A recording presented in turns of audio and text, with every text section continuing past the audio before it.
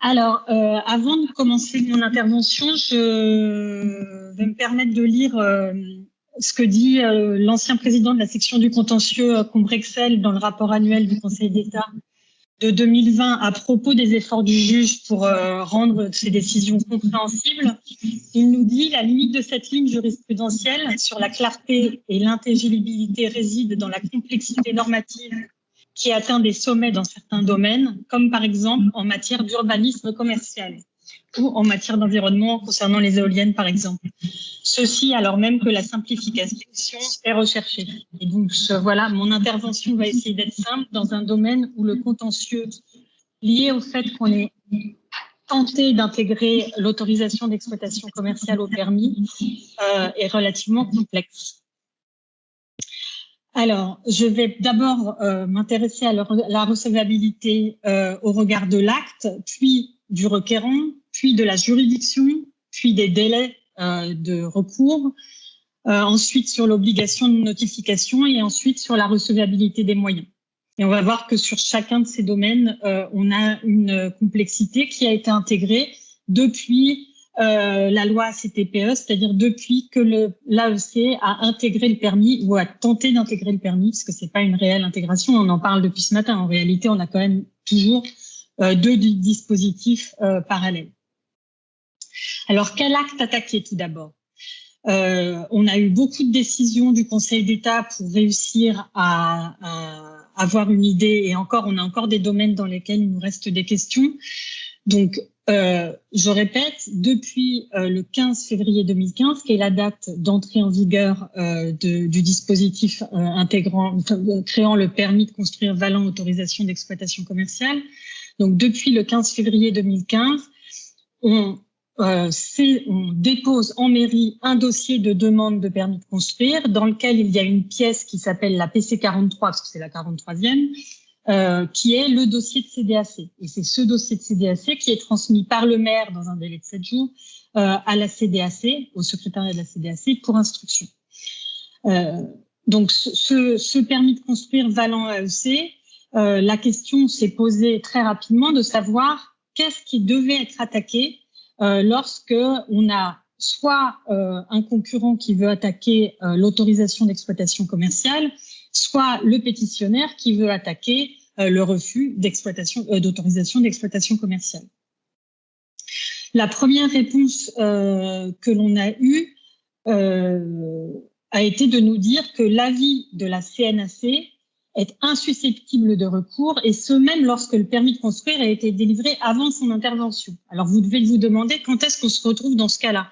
On a eu beaucoup de cas au début de la réforme dans lequel le permis de construire était déposé, la CDAC dans un délai de 2 mois se prononce favorablement sur le projet. Comme le disait Philippe Schmitt tout à l'heure, c'est vrai que les CDAC, quand le pétitionnaire a bien fait son travail avec le maire, c'est pas très compliqué de l'obtenir.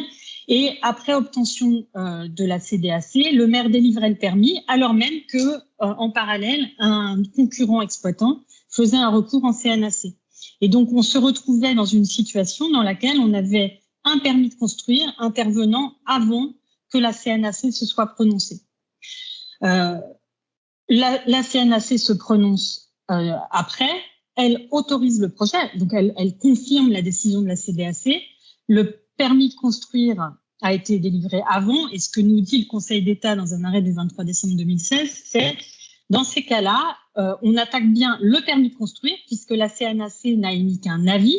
On attaque bien le permis de construire, mais on a un délai qui commence à courir à compter de la publication de l'avis de la CNAC et non à compter du premier jour d'affichage régulier sur le terrain du permis de construire.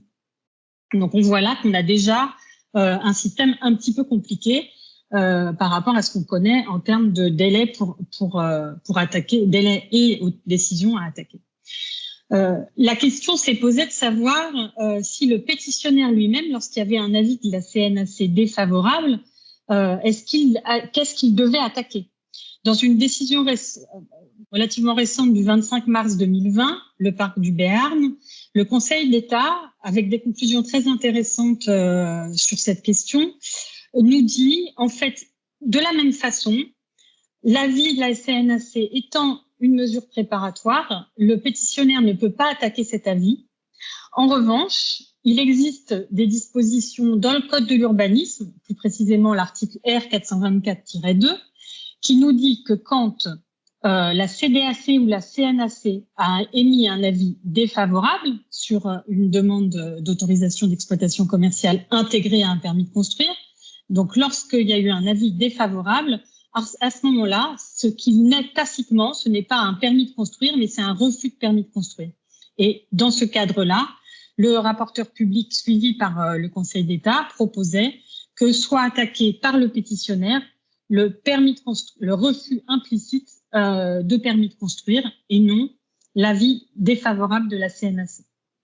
La question que je me pose, et pour l'instant on n'a pas de réponse du juge, c'est que dans la même hypothèse, mais où j'ai eu un avis défavorable de la CNAC, mais que le maire a pris une décision expresse de permis de construire, est-ce que le juge administratif va considérer que le pétitionnaire peut toujours attaquer un refus tacite, ou alors on va se dire que l'autorisation express, donc le permis de construire express, a retiré le refus tacite. Si le permis de construire express a retiré le permis tacite, j'espère que vous me suivez, dans cette hypothèse-là, en réalité, le pétitionnaire n'a pas d'acte à attaquer si on suit la position proposée par le parc du Béarn, et peut-être que dans ces cas-là, il serait accepté que soit attaqué l'avis de la CNAC. C'est dans ce cadre que le Conseil d'État, dans son avis de 2016, a bien écrit, il est préférable de refuser le permis lorsqu'il y a un avis défavorable de la CNAC. Et cette démarche a été compliquée à faire comprendre au maire, parce que nous, on s'est retrouvés souvent dans des situations dans lesquelles le maire nous disait « mais moi, je suis pour le projet et ce projet est conforme au PLU. Donc, je ne veux pas ne pas l'autoriser. » Et le pétitionnaire se retrouvait à dire au maire « j'ai besoin que vous le refusiez, ce permis, parce que ce sera la seule possibilité pour moi d'attaquer, avec des chances de recevabilité, d'attaquer indirectement l'avis défavorable de la CNAC. » Donc, autre élément en lien avec l'acte à attaquer, ne peuvent également être contestés les actes par lesquels la CNAC rejette le recours comme irrecevable. Quand on a eu une présentation tout à l'heure du travail de la CNAC, son premier travail qu'elle faisait peu auparavant et qu'on retrouve de plus en plus, c'est de rejeter des recours en CNAC lorsqu'ils sont irrecevables. Soit ils sont irrecevables parce qu'ils ont été envoyés hors délai. Le délai pour faire le recours administratif préalable obligatoire auprès de la CNAC est assez court puisque c'est 1 mois à compter de la plus tardive des mesures de publicité dans 2 journaux diffusés dans le département. Soit donc, parce que, je vous dis irrecevabilité parce que le recours n'est pas arrivé dans les temps, soit plus fréquent, et là maintenant la CNAC se prononce là-dessus souvent, parce que le requérant n'est pas concurrent dans la zone de chalandise, j'y reviendrai tout à l'heure. Qu'est-ce qu'on peut avoir comme autre moyen d'irrecevabilité? En gros, c'est les 2 conditions principales.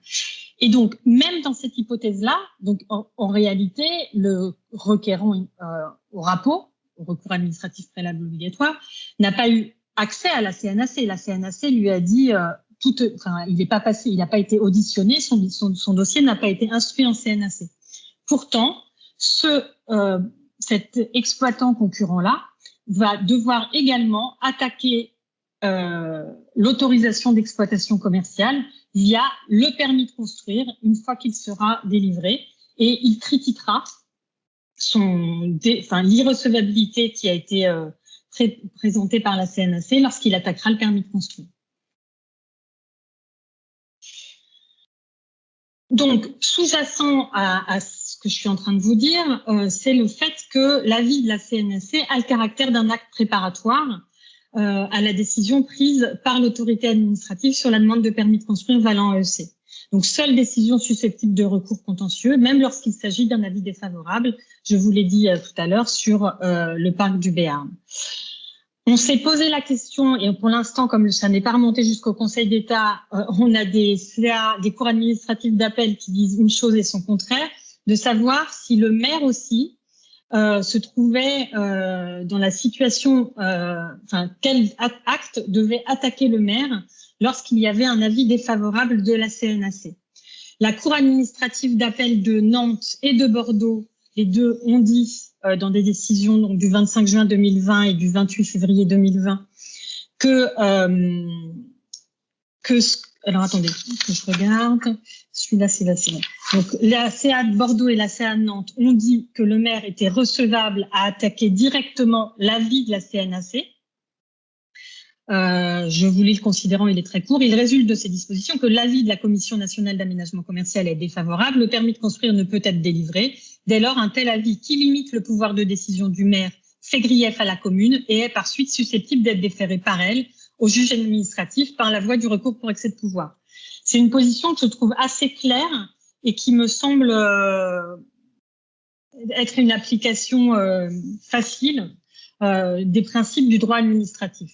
La Cour administrative d'appel de Marseille a plus suivi ce que disait le rapporteur public dans les conclusions sur le parc du Béarn et lui a considéré que le maire ne pouvait pas attaquer l'avis de la CNAC, que ça restait un acte préparatoire ne faisant pas grief. Et je voulais aussi considérer qui est un tout petit peu plus long, mais pas très. Il résulte de ces dispositions que l'avis de la CNAC a le caractère d'un acte préparatoire à la décision prise par l'autorité administrative sur la demande de permis valant AEC, seule décision susceptible de recours contentieux.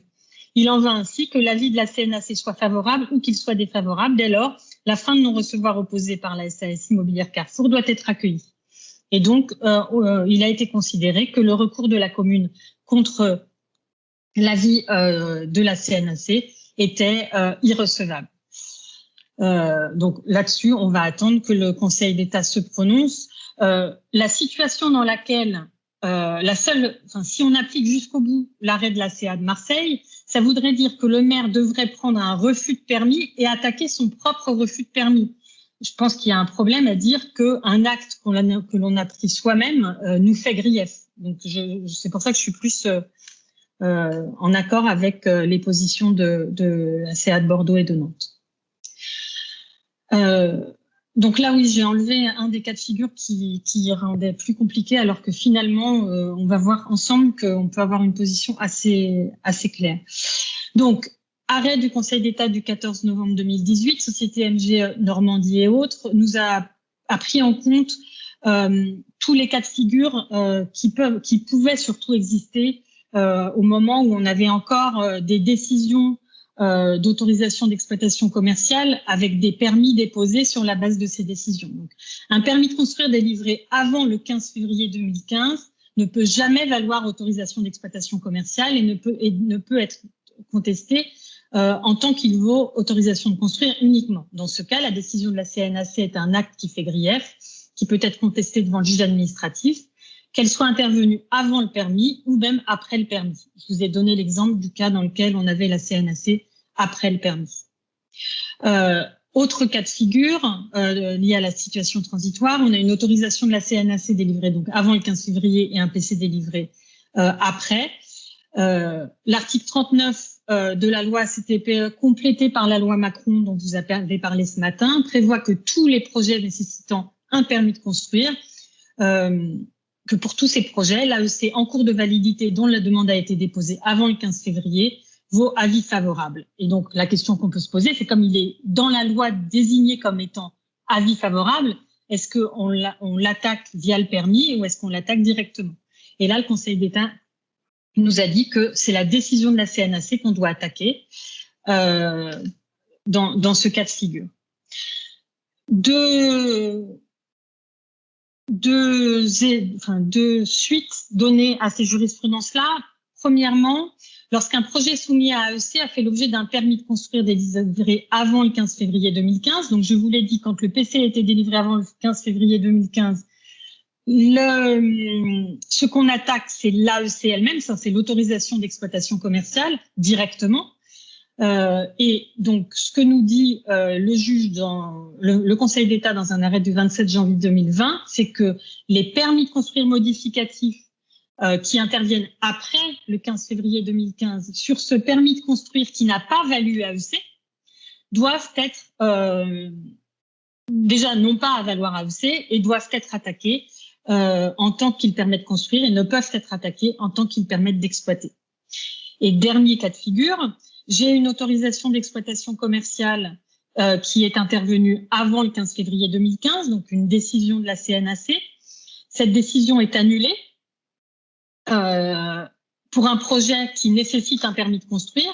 Et la question qu'on se pose, c'est donc est-ce que cette CNAC qui intervient donc longtemps après 2015, puisque c'est suite à une ressaisine de la CNAC suite à une annulation, est-ce qu'elle doit être attaquée via le permis de construire ou non? Et là, le Conseil d'État nous a dit dans 2 décisions que non, on continuait donc à attaquer directement la CNAC, donc la nouvelle CNAC prise après ressaisine de celle-ci. Tout ça doit vous sembler déjà bien compliqué. Pourtant, en recoupant tous les cas de figure, sauf un, j'ai réussi à trouver quelque chose de simple à vous dire. En réalité, donc, si la CNAC a pris une décision, donc c'est pas dur à voir sur leur décision puisqu'il y a écrit décision dans ces cas-là, c'est un acte qui fait grief et donc on l'attaque directement. En revanche, si la CNAC a pris un avis, c'est pareil, c'est écrit sur l'acte, c'est un acte préparatoire. Et c'est l'EPC valant AEC qui doit être attaqué. Je vous disais, sauf un cas de figure, c'est l'exemple que je vous donnais du maire lorsqu'il veut attaquer la décision défavorable de la... Je ne veux pas que je dise décision. La position défavorable de la CNAC. Donc voilà sur cette première partie concernant l'acte à attaquer. On voit bien que le dispositif mis en place qui nous a fait croire à l'absence, enfin, même pas l'absence, mais qui nous a fait croire à une intégration de l'autorisation d'exploitation commerciale au permis de construire, a créé un système très compliqué. Je vous ai déjà parlé de recours administratif préalable obligatoire, donc du RAPO, en parlant du recours contre la CDAC en CNAC. En réalité, si on avait réellement un simple avis intégré au permis, on ne l'appellerait plus RAPO, puisque on serait après la décision attaquée. Je reviendrai sur ce point-là. Donc, deuxième partie, la recevabilité au regard du requérant. Qui est requérant? Puisqu'on a un acte bicéphale, avec d'une partie, cet acte nous permet de construire, et d'autre part, il nous permet d'exploiter. Donc, le dispositif qui a été mis en place via les dispositions de l'article L600-1-4 du Code de l'urbanisme prévoit donc que on a, pour résumer, le requérant concurrent qui peut attaquer l'autorisation en tant qu'elle permet d'exploiter et le requérant voisin qui peut attaquer l'autorisation en tant qu'elle permet de construire. Plus précisément, l'article L752-17 nous définit les personnes qui peuvent attaquer l'autorisation d'exploitation commerciale, intégrée ou non à un permis. Ce sont tous professionnels dont l'activité exercée dans les limites de la zone de chalandise est susceptible d'être affectée par le projet, toute association représentant ces professionnels, plus le préfet, plus tout membre de la CDAC. Donc ça, c'est pour les requérants concurrents contre le permis en tant qu'il permet d'exploiter et les requérants voisins sur le permis en tant qu'il permet de construire, qui attaquent le permis en tant qu'il permet de construire. Ce sont les dispositions de l'article L600-1-2 du Code de l'urbanisme qui définit que peut être requérant toute personne démontrant que le projet autorisé est de nature à affecter directement les conditions d'occupation, d'utilisation ou de jouissance du bien qu'elle détient ou occupe. Et donc, il faut définir qu'il y a que son bien est directement affecté par le projet de construction, plus le préfet ou toute association dont l'objet est l'intérêt à la défense des intérêts urbanistiques ou environnementaux. Donc, sur cette dualité, un requérant agissant en qualité d'exploitant commercial n'est pas recevable à attaquer le permis en tant qu'il permet de construire, sauf si sauf s'il justifie de sa qualité de voisin, et on applique encore devant le juge administratif, même si on n'a pas encore eu de décision du Conseil d'État là-dessus, mais alors pour le coup, j'ai l'impression que toutes les cours administratives d'appel l'appliquent. On continue d'appliquer la jurisprudence Quick France du 22 février 2002, donc antérieure à l'intégration de la COPC, qui nous disait qu'un exploitant ne peut pas attaquer un permis, alors là, en tant qu'il permet de construire, sauf si les caractéristiques particulières de la construction attaquée sont de nature à affecter par elles-mêmes les conditions d'exploitation d'un étabbissement commercial. Pour vous donner un exemple concret que j'ai eu à une audience la semaine dernière, le requérant, qui était un exploitant, voyait le bâtiment dans lequel il exploite démoli par le projet objet du permis valant autorisation d'exploitation commerciale. Et dans ses conclusions, le rapporteur public, on n'a pas encore la REM, dans ses conclusions, le rapporteur public a dit, voilà, on applique bien Quick France, ces conditions d'exploitation sont directement affectées, il ne pourra plus exploiter, il n'y aura plus de magasins. Donc, dans le même sens, donc ça c'est l'exception, on retient que un requérant exploitant ne peut pas attaquer le permis en tant qu'il permet de construire en tant qu'exploitant. N'ont pas intérêt pour agir contre un permis de construire en tant qu'il permet de construire les associations dont l'objet social porte exclusivement sur la défense de consommateurs ou de commerçants. Les associations en toute franchise ne peuvent donc pas attaquer un permis en tant qu'il permet de construire. Et on a eu un cas intéressant sur justement en toute franchise. Le juge contrôle la légitimité de l'intérêt invoqué. Je vous explique. L'association en toute franchise, alors elle l'a fait plusieurs fois. Je crois que c'est celle du Var et puis une autre en Occitanie. A intégré à ses statuts le fait que le cadre de vie et la défense de l'environnement faisaient partie aussi des éléments qu'elle défendait, tout en maintenant que ses adhérents sont tous des commerçants de centre-ville ou des petits commerçants. Et la Cour administrative d'appel de Marseille, le 13 avril 2006, et plus récemment le 22 juin 2020, et encore plus récemment dans des conclusions qui sont à venir, est venue dire que, en réalité, même si facialement étaient intégrés ces nouveaux éléments dans les statuts de l'association de défense des commerçants, on ne pouvait pas prendre en compte cela pour considérer qu'elle était apte, enfin qu'elle était recevable à attaquer un permis en tant qu'il permet de construire. En revanche, bien sûr, ces associations peuvent, et le font d'ailleurs, attaquer les autorisations en tant qu'elles permettent d'exploiter. Mais on le verra, les moyens à soulever ne sont pas les mêmes. Toujours sur cette question du requérant, les concurrents sont irrecevables à contester un permis quand il ne tient pas lieu d'AEC. Alors vous allez me dire, pourquoi nous dit-elle ça ?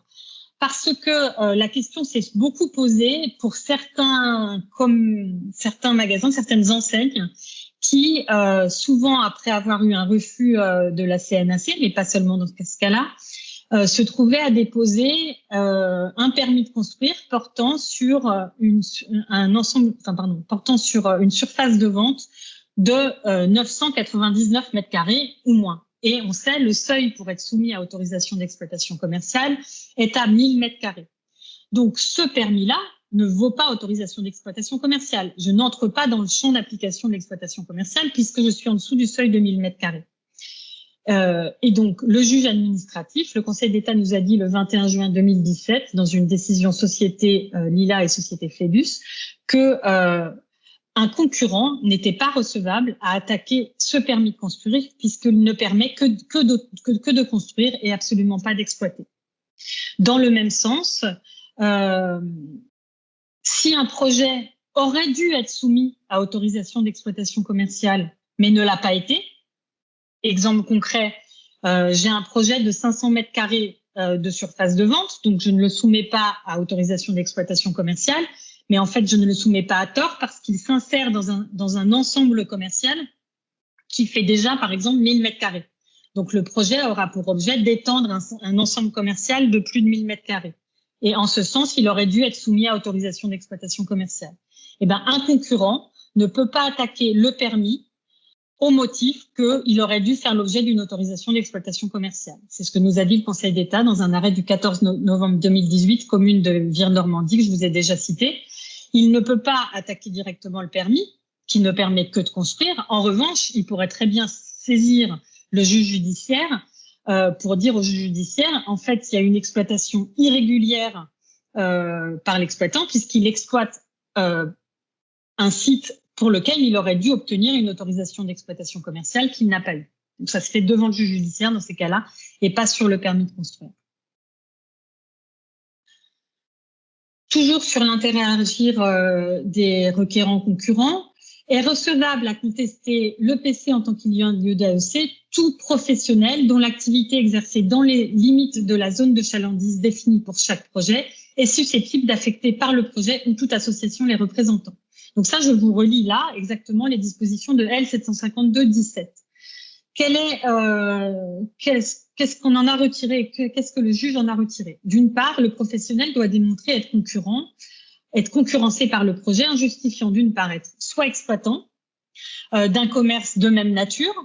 Donc, on doit justifier dans ses écritures de notre intérêt à agir quand on attaque un permis en tant qu'il tient lieu d'autorisation d'exploitation commerciale en expliquant qu'on a un commerce concurrent et que ce commerce concurrent est fait dans la zone de chalandise. Donc, soit en tant qu'exploitant, soit en tant que titulaire d'une autorisation d'exploitation commerciale qui va être mise en œuvre, soit, troisième cas de figure, en tant que propriétaire d'un commerce qui est susceptible d'être affecté par la décision.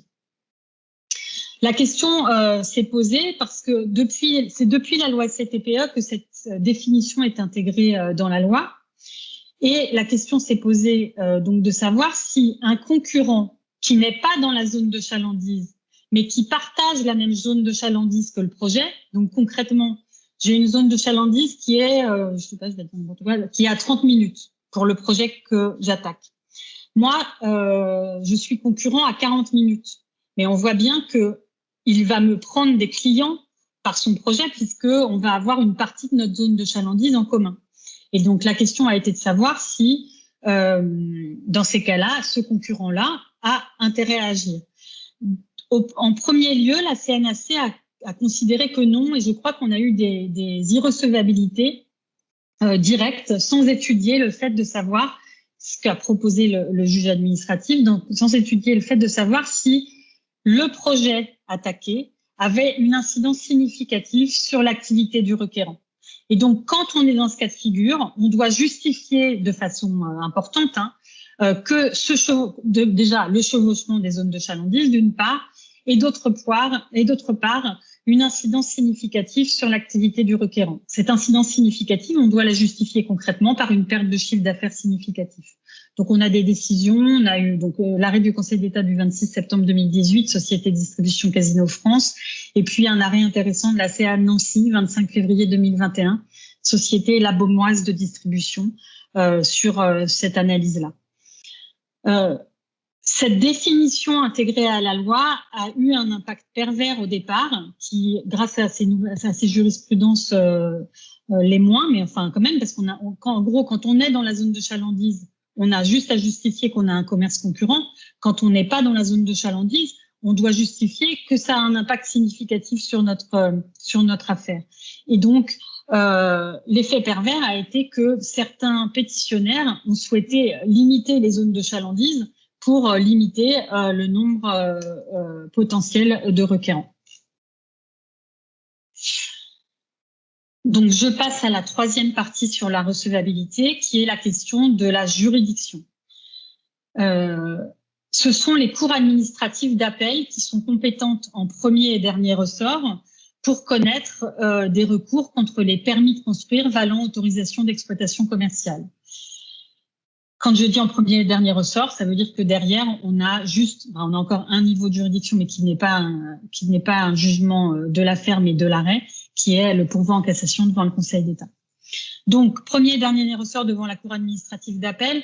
Je crois me souvenir que cette possibilité de sauter un degré de juridiction, donc de ne pas aller devant la tribunal administratif, mais d'aller directement devant la CA, est intervenue parce que antérieurement, on a eu une compétence directe du Conseil d'État, puis du tribunal administratif et enfin de la Cour administrative d'appel on a eu l'impression à un certain moment, ça commence à faire quelques années, mais on a eu l'impression à un certain moment que on se lançait la patate chaude devant les juridictions administratives comme si cette matière n'était pas assez noble ou assez intéressante, alors que en droit, en fait aussi, je trouve que d'ailleurs on l'a bien compris en écoutant Philippe Schmitt, mais en droit, les questions sont passionnantes aussi, même si un peu trop complexes, mais passionnantes aussi.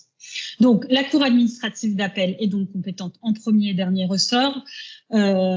Conséquence de ce point-là. Donc, quelle est la Cour administrative d'appel compétente? C'est celle qui est territorialement compétente au regard du ressort du siège de la CDAC, alors même que la CNAC se prononce après la CDAC et qu'on a un permis de construire qui suit. Donc, la Cour administrative d'appel est compétente pour connaître du permis tenant lieu d'ASC, car il n'a pas été soumis pour avis à la CDAC et CNAC. Et le TA est compétent dans ces cas-là. Donc, cela concerne tous les PC qui n'ont pas été soumis à la CDAC parce qu'intervenus avant le 15 février 2015. Donc, tout à l'heure, je vous disais, quand on attaque directement la CNAC et que on a un PC séparé, on attaque, la CAA n'est pas compétente. Deuxième cas de figure, la CAA est compétente pour connaître d'un refus de permis de construire valant AEC dès lors que le projet a été soumis pour avis à la CDAC, même si elle ne devait pas l'être. Et on a encore un deuxième cas où il nous manque une décision, puisque la question se pose de savoir quelle est la juridiction compétente pour connaître du PCM d'un permis de construire valant AEC. Donc, cas de figure, j'ai un permis de construire valant AEC, il est délivré, il y a des modifications du projet architectural et suit un permis de construire modificatif qui lui-même ne vaut pas AEC. D'accord ? Je ne suis pas dans un cas où j'ai un permis de construire modificatif valant autorisation d'exploitation commerciale de modification substantielle. Ça, je le mets de côté. Donc, j'ai un PC valant AEC, puis un PCM simple. Devant quelle juridiction est attaqué ce PCM? Alors, on a eu une réponse de la Cour administrative d'appel de Marseille du 4 juillet 2019 quand le permis de construire tenant lieu d'AEC est en cours de recours, en cours d'instance devant les juridictions. Et la CAA dit « Je suis compétente pour connaître du PCM ». Ça, c'est la première chose. Et on comprend bien la situation puisque le but va être de pouvoir juger les deux ensemble puisqu'on sait qu'on peut régulariser dans le cadre d'un PCM des irrégularités du PC initial en tant qu'il permet de construire. Mais la question qu'on se pose, puisqu'on n'a toujours pas de décision du juge là-dessus, c'est si mon PC valant AEC est lui devenu définitif, qu'il y a un PCM qui est adopté et qui est délivré, qu'il ne vaut pas AEC, devant quelle juridiction sera attaqué ce PCM? Pour l'instant, on ne sait pas. Est-ce que la juridiction compétente est la Cour administrative d'appel du fait de l'arrêt de la CA de Marseille, par exemple, ou est-ce que c'est le tribunal administratif parce qu'il ne vaut pas AEC? C'est plutôt ma position, mais pour l'instant, on ne le sait pas. Partie 4, quel délai? Donc, dans quel délai on doit attaquer l'autorisation, enfin le permis de construire en tant qu'il permet d'exploiter?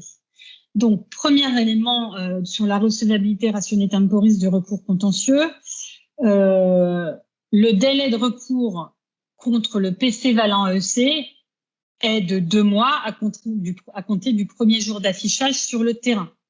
D'accord? Donc, on a pour le coup là-dessus, sur le délai de recours, qu'on soit concurrent ou voisin, on attaque dans le même délai à compter du premier jour d'affichage sur le terrain. Donc, focus sur la recevabilité du recours administratif préalable obligatoire que l'exploitant concurrent, lui, va devoir faire avant d'attaquer le permis de construire lui-même. Donc, ce recours administratif préalable obligatoire doit être fait dans le délai d'1 mois à compter de la plus tardive des procédures d'affichage de la CDAC, cet affichage de la CDAC, enfin d'affichage de publication de la CDAC qui a lieu dans 2 journaux diffusés dans le département. Ce recours doit être motivé, on doit justifier de sa qualité et de son intérêt à agir, et il doit être notifié dans un délai de 5 jours aux bénéficiaires de l'avis favorable. Si on ne remplit pas ces 3 conditions, le RAPO est irrecevable, ce qui rend irrecevable le recours contre le permis qui suivra. Donc, le requérant en CNAC a ensuite la qualité de partie en défense. Ah oui, ça, c'est un point important, un point rigolo. Le requérant en CNAC a ensuite la qualité de partie en défense devant la CA dans l'instance contre le permis. Et on a donc eu un cas de figure il y a peu de temps, enfin si maintenant l'année dernière, où la Cour administrative d'appel n'avait pas transmis le recours. Alors non, il faut que je vous explique le truc du début, autrement vous n'allez pas comprendre. On a un dépôt d'une demande de permis de construire valant AEC. La CDAC émet un avis favorable. Un concurrent de la zone de chalandise fait un RAPO contre l'avis favorable et obtient en CNAC un avis défavorable. Un refus de permis de construire intervient suite à cet avis défavorable de la CNAC et donc ce refus de permis de construire, naturellement, est attaqué par le pétitionnaire. Donc le pétitionnaire attaque ce refus de permis de construire valant AEC et la Cour administrative d'appel oublie de mettre dans la cause le pétitionnaire du RAPO, le concurrent qui a fait le RAPO. La Cour administrative d'appel de Lyon se prononce et elle se prononce en faisant droit à la position du pétitionnaire. Pourquoi elle fait droit à la position du pétitionnaire? Parce qu'il n'y avait que le pétitionnaire dans la cause. Philippe Schmitt vous a dit tout à l'heure que la CNAC ne se défendait pas. Donc, comme le requérant du RAPO n'avait pas été mis dans la cause, on s'est retrouvé dans un contentieux où le pétitionnaire tout seul a expliqué pourquoi le refus était totalement illégal, sans contradictoire du tout, puisque la CNAC ne défend pas et le requérant du RAPO n'était pas dans la cause. L'arrêt intervient et le requérant du RAPO donc découvre cet arrêt sur Légifrance et fait une procédure de tierce opposition. La procédure de tierce opposition est une procédure qui permet à une partie, à une instance, qui n'a pas été donc en l'occurrence appelée dans la cause, de saisir à nouveau le même degré de juridiction. Et la Cour administrative d'appel de Lyon sur cette affaire, le 12 mars 2020, Société IF Alandon a accepté la tierce opposition puisque le requérant du RAPO était bien parti. Alors, quid de la prorogation du délai par l'exercice d'un recours gracieux? Ça, c'est un point intéressant. J'allais dire les personnes qui sont habituées à faire des recours dilatoires, c'est pas bien de dire ça. Non, alors je vais essayer d'être plus objective. Quand un permis de construire est obtenu, il est très fréquent que les requérants contre ce permis fassent d'abord un recours gracieux avant d'introduire un recours contentieux. Parfois, c'est parce que ils veulent trouver une solution amiable et souvent, c'est parce que ça permet de prendre 4 mois de plus, 2 mois pour qu'il y ait une décision implicite de rejet du recours gracieux qui naisse, puis 2 mois pour saisir le juge administratif. Et donc, il y a plusieurs requérants qui, avant d'attaquer un permis de construire valant autorisation d'exploitation commerciale pour le compte d'un concurrent de la zone de chalandise, ont fait un recours gracieux alors même qu'ils avaient fait le RAPO, auparavant. Et la question se pose depuis pas mal d'années de savoir si ce recours gracieux est fait dans les délais, si le recours contentieux intervient dans les délais dans cette hypothèse-là. On a été assez frustrés parce que la Cour administrative d'appel la Cour administrative d'appel de Paris, puis la Cour administrative d'appel de Nantes n'ont pas vu le sujet, n'ont pas soulevé le moyen d'ordre public. Ensuite, on a eu en début d'année, le 14 janvier 2021, la CNAC, alors qui était intervenue pour le coup, qui avait défendu devant la Cour administrative d'appel de Lyon que le recours contentieux était intervenu hors délai puisque le recours gracieux n'avait pas pu interrompre le délai de recours. Pourtant, malheureusement, la CA de Lyon n'a pas voulu se saisir de cette question et a rejeté le recours pour défaut d'intérêt à agir et pas pour irrecevabilité rationnée temporis.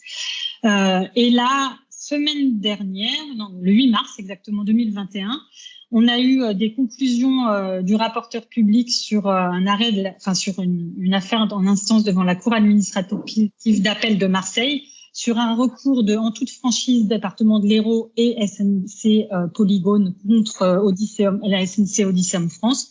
Et le rapporteur public a conclu au rejet du recours pour irrecevabilité des deux recours pour excès de pouvoir exercés par des requérants concurrents après recours gracieux, considérant qu'il y avait bien une procédure spéciale qui est le RAPO, qui avait prévu, qui était prévu et donc qui rendait le recours gracieux possible, mais sans interruption de délai.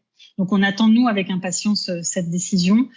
On pense aussi qu'elle pourrait être motivée sur le fait qu'on a un principe en droit administratif qui est recours gracieux sur recours gracieux ne vaut, et on peut penser que le RAPO, même si ce n'est pas un vrai, est un recours gracieux et qu'on va faire un second recours gracieux derrière ne vaut. Ce qui est intéressant, c'est qu'à cette audience, les conseils qui avaient fait ce recours gracieux ont soulevé une QPC sur inintelligibilité de la règle en disant qu'il y avait des dispositions dans le code de commerce, des dispositions dans le code de l'URBA, des dispositions dans le code de justice administrative et qu'on n'y comprenait rien. Et la CA de Marseille a conclu au rejet de cette QPC. Le rapporteur public pour l'instant. Partie 5 sur la notification, j'en ai déjà un peu parlé, donc je reviens dessus très rapidement. En matière d'urbanisme, on a une obligation de notification aux pétitionnaires du recours du requérant. Cette obligation a été transposée par la loi CTPE donc dès le stade du RAPO, je l'ai dit tout à l'heure. Donc quand on fait un recours administratif préalable obligatoire devant la CNAC, on doit le notifier au pétitionnaire dans un délai de 5 jours. Et quand on attaque le permis en tant qu'il permet d'exploiter, comme quand on attaque le permis en tant qu'il permet de construire, on doit également faire cette notification, mais dans un délai de 15 jours, par lettre recommandée au requérant et à l'auteur de la décision. Donc, quand c'est le maire, en règle générale, c'est au maire. Et quand c'est un permis délivré par le préfet, par exemple, on doit le notifier au préfet. Dernière partie sur la recevabilité concernant les moyens. Donc, j'ai hésité, mais c'est vrai que dans les dispositions de l'article L600-1-4, on parle bien de la recevabilité des moyens. Et donc, les moyens dont dispose le concurrent ne sont pas les mêmes moyens que ceux dont dispose le voisin. Le concurrent qui attaque le permis en tant qu'il permet d'exploiter ne peut soulever des moyens que en lien avec l'autorisation d'exploitation commerciale. Donc, je ne vais pas revenir dessus, on en a parlé tout à l'heure, c'est la compatibilité avec le SCOT, les 3 critères de développement durable, aménagement du territoire, protection du consommateur.